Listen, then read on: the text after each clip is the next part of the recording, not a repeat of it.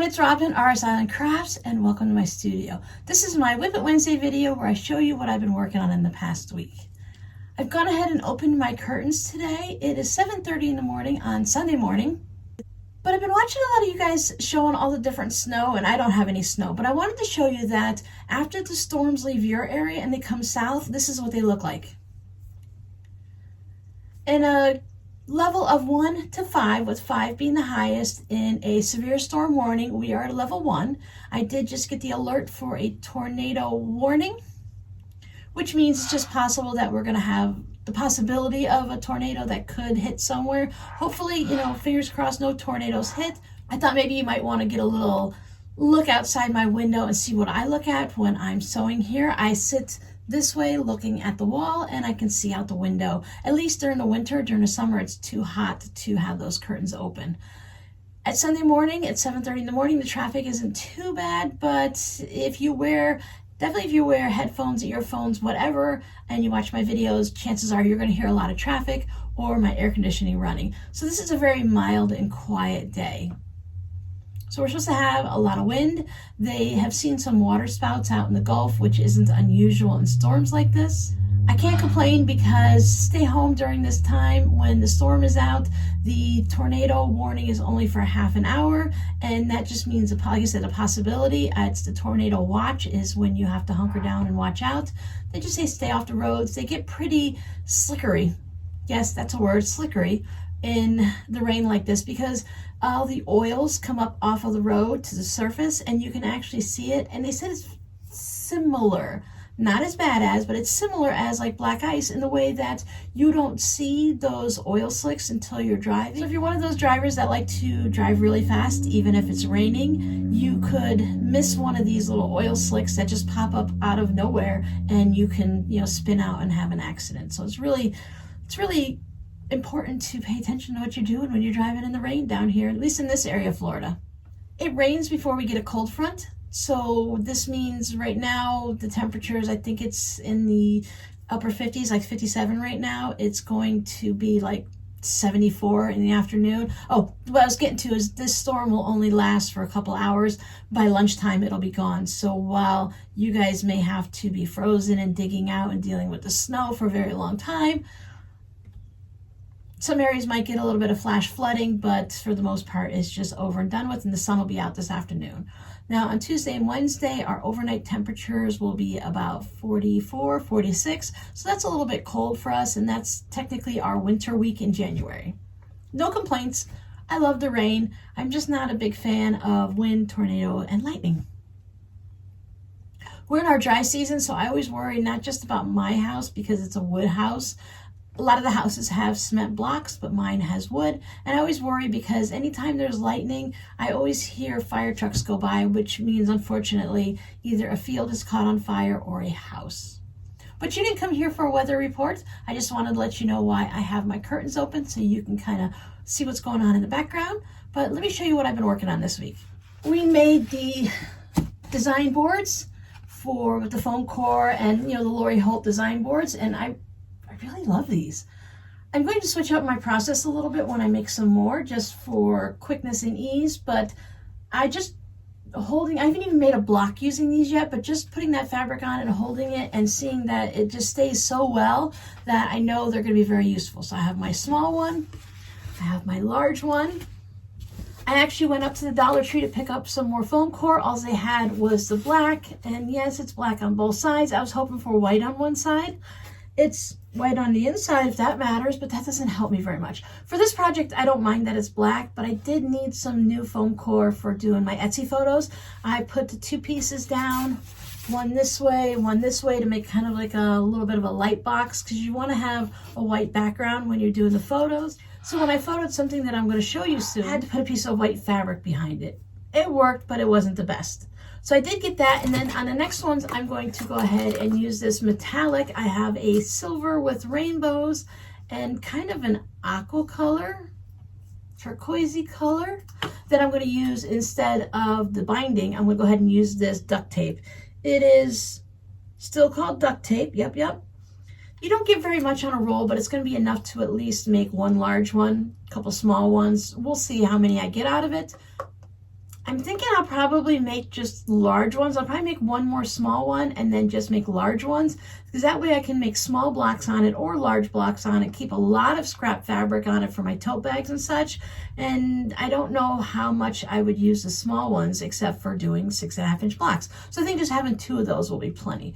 But this should be fun. I'll still use, well, no, I was thinking instead of the batting, I'll go ahead and try some flannel or fleece because I have a lot of that. The only thing is I have that really thick blizzard fleece, I think it is, from Joann's. I had some that was sent to me to use for something, and I was going to use it in place of batting in some of my projects, but I got a big bunch of orange, so that would be a little bit bright, and I'm not sure if I want to use orange on the boards. So I'll have to look through and see what else I have. I know I have orange and I have blue, and then I don't know, we'll see. But what I wanted to photograph, or what I needed to photograph, is I finished this tote. Oh, maybe I'll call it a library tote. I already have a name listed in Etsy, but I might change it to like a library tote because it really does look like books on a shelf. So there's one side, there's the other. I did put the extra black in, so it just looks like one wide piece on the side, one is 2 of the narrow pieces, the same with here on both ends. And then it has the black bottom. With the rainbow riot of colors on the outside, I wanted something just calm on the inside. This is actually the gray from my advent calendar swap with my friend, so I've already put that to use. And the purple that I received is in the pockets, so I have a purple zipper pocket with a purple tassel. Now this pocket, I've gotten it all straightened out. I did have a request for deeper pockets, but it was at the same time I was thinking these pockets need to be deeper, so I made them deeper. Last couple bags have a nice deep pocket. This goes just about to the bottom of the bag, so it's a nice deep one. It's still wide enough that I'd show you that you could put your phone in it, but I'm using my phone. And the welt pocket, I wanted to keep this one just a little bit shorter. I think they end up being about 4.5, 5 inches deep. All the measurements are listed in the listing in the Etsy shop, which is listed down below in the doobly-doo. But I thought with the welt pocket, it'd be nice too. This would be, for me, a grab-and-go pocket that I want to just reach in and grab some chapstick or my sunglasses that I don't wear or something like that. I don't know, maybe not my keys or something. I'd probably want to put that in the zipper, but something that you're going to reach in and out of and get a lot of so that you want easy access to. So I thought this tote was a nice size. I like that it's not super deep, but it's still deep enough. It has a nice width to it. But then I thought, well, that looks kind of big, right? Nope, it's nothing compared to this bag, which is, I mean, it's not that much bigger. It's a couple inches bigger, but it just feels huge. And sometimes, hello, when you're going off to the beach or you're going to a quilt show or something like that, packing up for the grandkids to come over or something, you want to have a bit of a bigger bag. So this worked out really well. This is the one where I used the courthouse steps from my Patreon video. So I have this side. These are the fabrics that were for that quilt along from Margaret Llewellyn.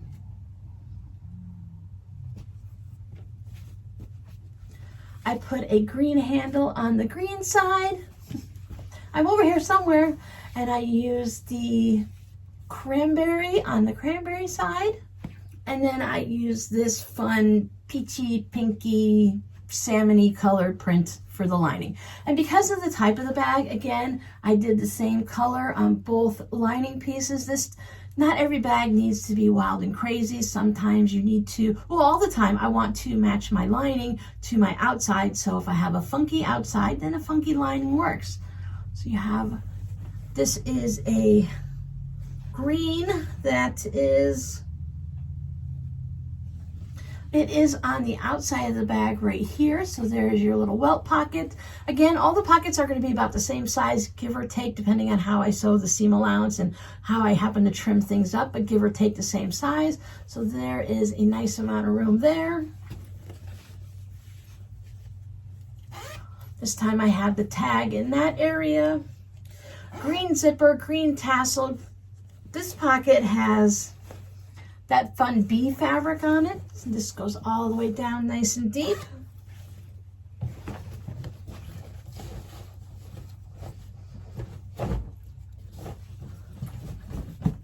So here's a little bit of a close-up of the lining. There's that green fabric. And I thought having that little white bee fabric in there with all the flowers and vines was a nice little thing to be peeking out there. So if anyone's interested, they are both listed in the shop. Another new thing that is listed in the shop is this little mug rug mini wall hanging. This is a flying geese mug rug that I found on the Craftsy site. Craftsy.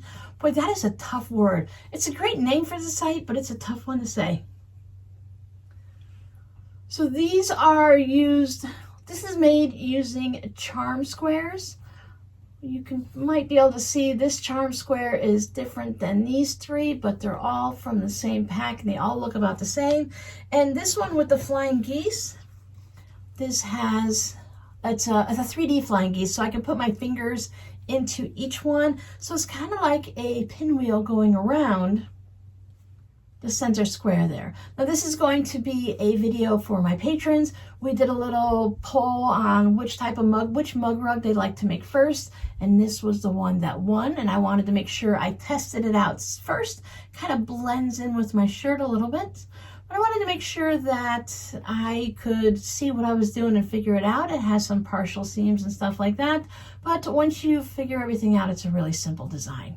It was really fun to make too. I could easily see making this and putting it into a zipper pouch, a tote bag, or making a bunch of these into a larger not a mini wall hanging, just a larger wall hanging.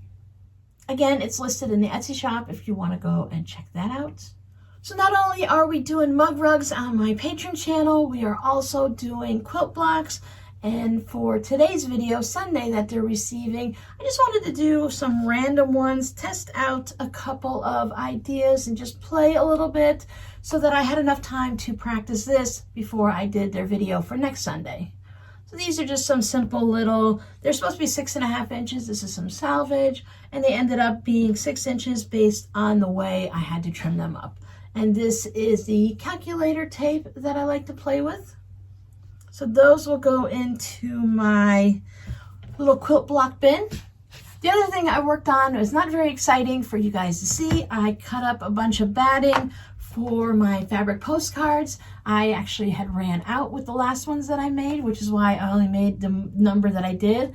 Some of these I was able to cut out, and other ones I had to piece them together. So you can see a little bit. Some of these are pretty thin and other ones are a little bit thicker, but when it comes to making fabric postcards, the batting isn't that important. While it's important and you want to have some batting for the way I make them, and you don't want it to be super thick so that it sticks within the 1-inch guidelines, it doesn't matter too much if it's a little bit thicker or a little bit thinner. I even actually mixed some of the battings just because of the way the scraps were. Some of them were a little bit more to them than the others, and it's going to work out fine. It's a fabric postcard.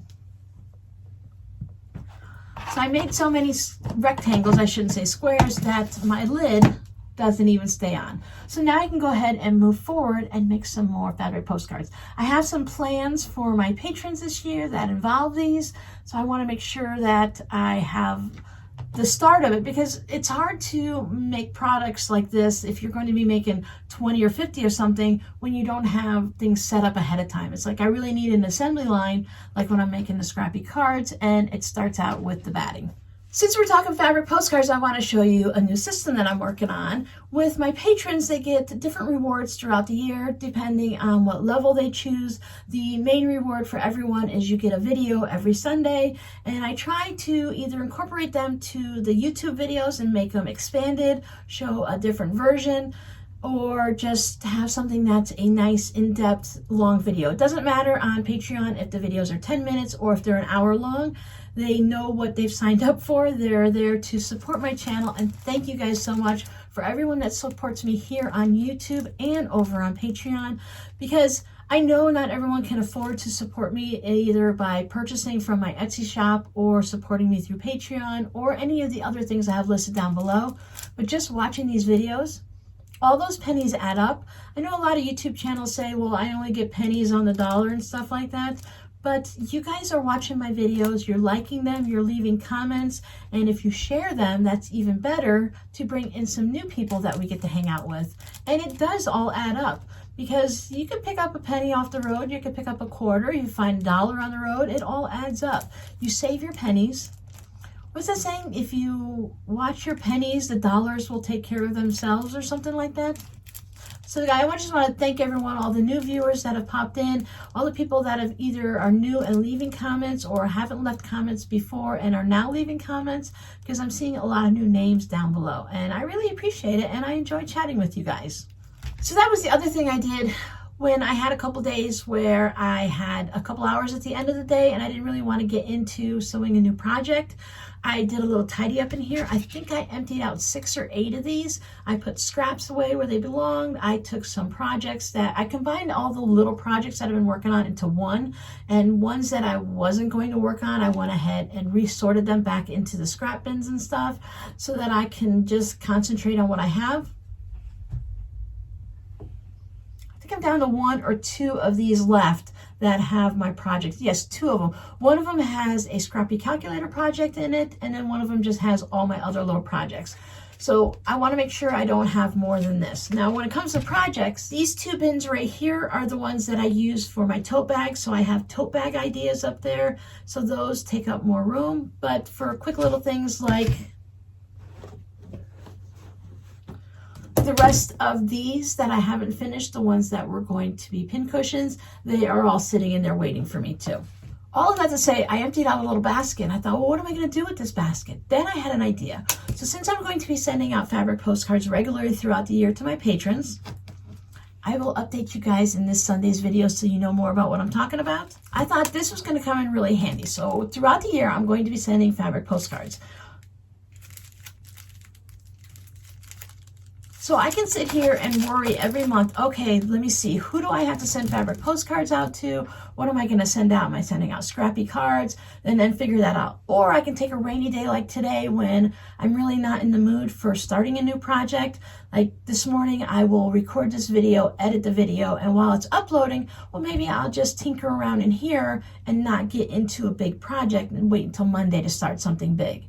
Have a little fun on the weekend, just doing whatever I feel like doing. And those are great days to work on the scrappy cards and the fabric postcards. So I thought I could just make a whole bunch and make a whole month's worth or make 3 months worth and not have to worry about it. But then I have to remember where they're located and when to send them out. And that's when I remembered an old system that I saw somewhere for greeting cards, like birthday cards. You buy the birthday cards or anniversary cards or whatever for the entire year. And then what you do, this is my little address label that I put everything on. It's a little sticker that I can stick to the back of my fabric postcards. These are ones you guys have seen before. And what I do is I completely address it. I put my address and I put their address. And then in the upper right corner where I'm going to be putting the stamp, I use a mechanical pencil so I can erase it. But if you write small enough and you put the stamp right on top of it, no one will see it. You put the mailing date. Now, sometimes if you're doing it like, say you're, Valentine's Day, you could put 2/14 on it so you know that it's for 2/14. I'm going to be mailing these on a monthly basis, so mine will say February 1st, March 1st, April 1st.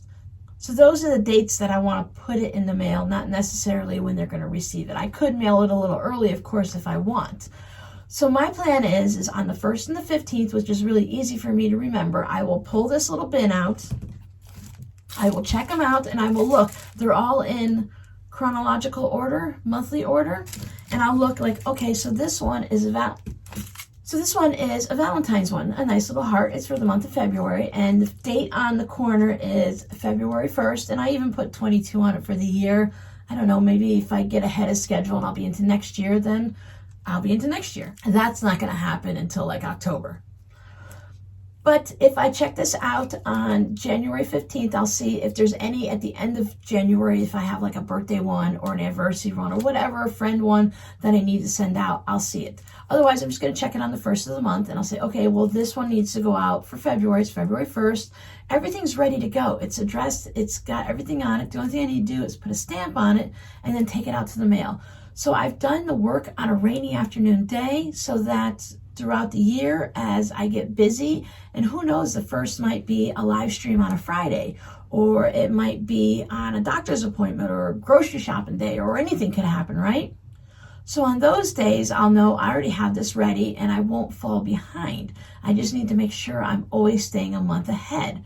So that's why I have all of that batting cut out and everything ready, and that's my current system.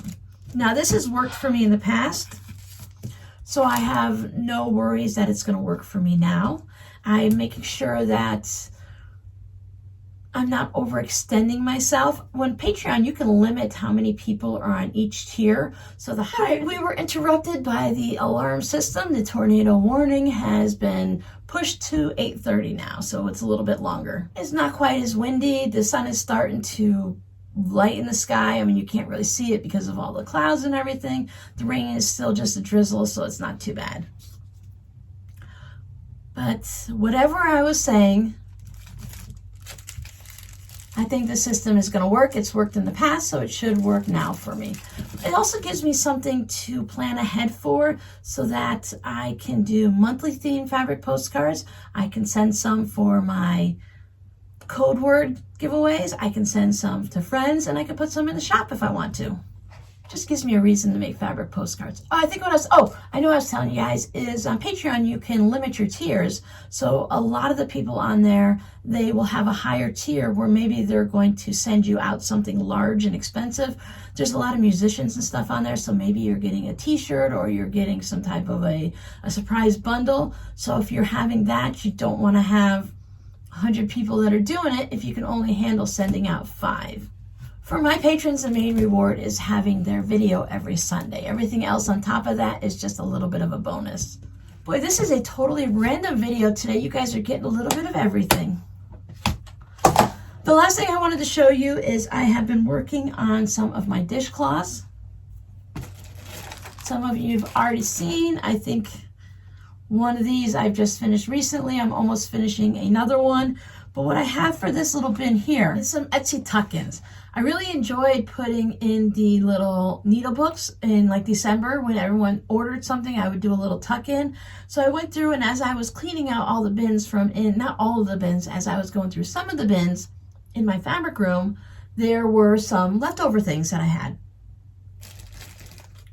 Like some of the coasters that I made. I've already sent out a few of these. I've had a few orders already. Thank you guys so much when you order from my shop.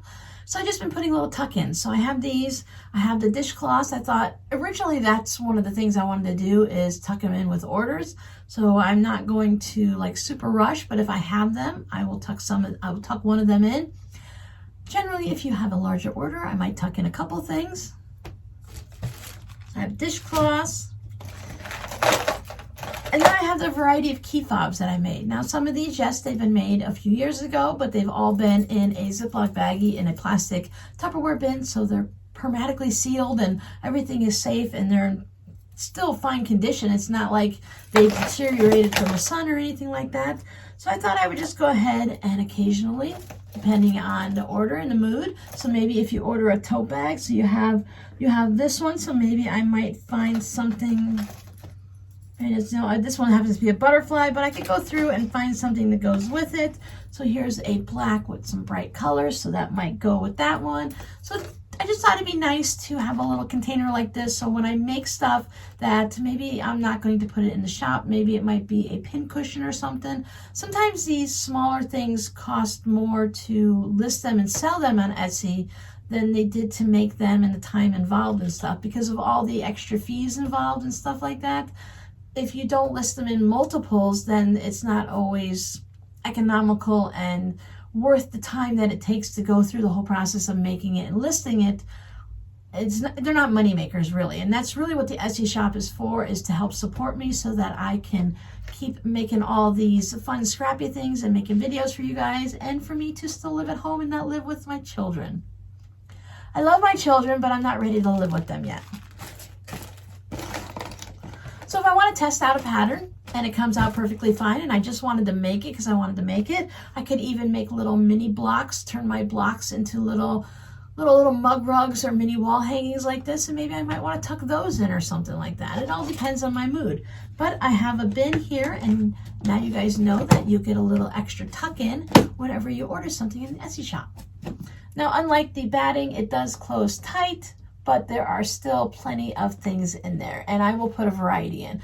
And if for some reason, if you see this video and you're like, goodness, Robin, please do not send me anything extra. I do not need a key fob. I do not want a coaster. You can always leave a note to the seller that please don't add in anything extra, and I won't. Or you can just take whatever I send you and give it to somebody else. Give them a little tuck in. One last look at the bags while I tell you, thank you so much for watching. Your code word for today will be storm. Now, as long as I know that it's nothing scary happening, there's no lightning, there's no tornado warnings. I love not too many gloomy days, but I do love a rainy day. I love a rainy night. Ooh, ooh. Isn't that how the song goes? Anyways, I love the rain. I just don't like torrential downpours that cause flooding in areas. I don't like lightning that strikes people's houses and they lose their home. And I don't like accidents on the road. So please drive safely whether you're in the snow and ice or in the Florida rain.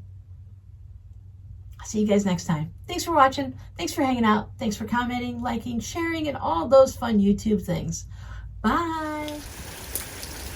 I'm just interrupting the video to say that I had it totally backwards. Of course, I always get it backwards. A tornado warning means that a water spout or a tornado has been spotted. And a tornado watch means, hey, keep an eye out for it. There's something could be coming. We're just not sure yet.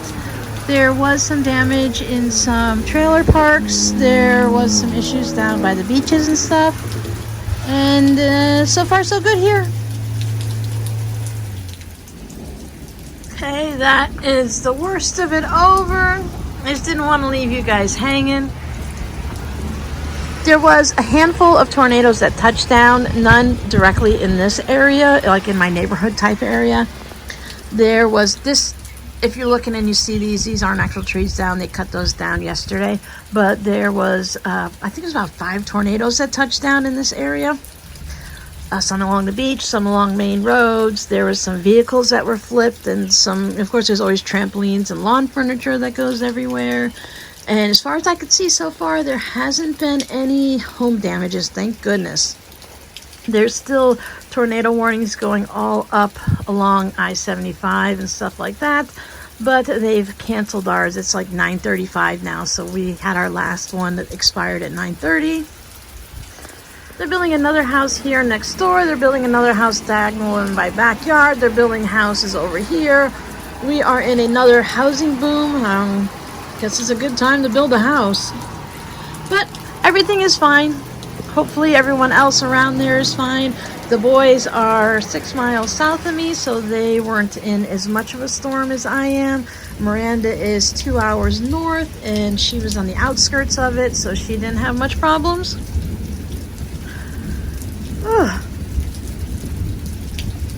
So there we go. Oh, that's what I was going to say. I just saw a bird fly, but there's a bird on my mailbox. That's how I can tell how severe the storm is. If all of the animals disappear, you know it's bad. Once the birds start coming back out, and then I saw a bunny next door just out in the open, then you know it's just rain and it's nothing too severe. Loud vehicles going by. This is a Sunday, and the road is still quite busy, and they're not supposed to be out traveling, but you know how it is. All right, that's it. You guys are getting a crazy video today. Back to the video. It's Monday morning. I thought I'd just go ahead and finish out the whole weather conversation. There were 5 tornadoes that actually touched down in our general county areas. They ranged from an E2 down to an E0. There, thankfully, I didn't hear anything about any lives being lost or any people being actually hurt. There were a lot of structural damages. I know there was at least one house that was lost. And it hit a couple trailer parks, so there were several mobile homes that were destroyed. We see a lot of motorcycles up and down this road. They're quite loud.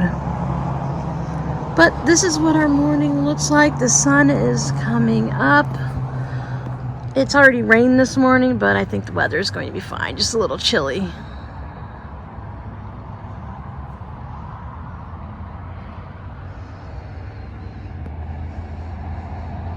I can see some actual blue sky, so once everything blows in from the Gulf, it'll probably be just a nice day. So I hope everyone is going to have a nice day. Stay warm, stay safe, and I'll see you guys next time.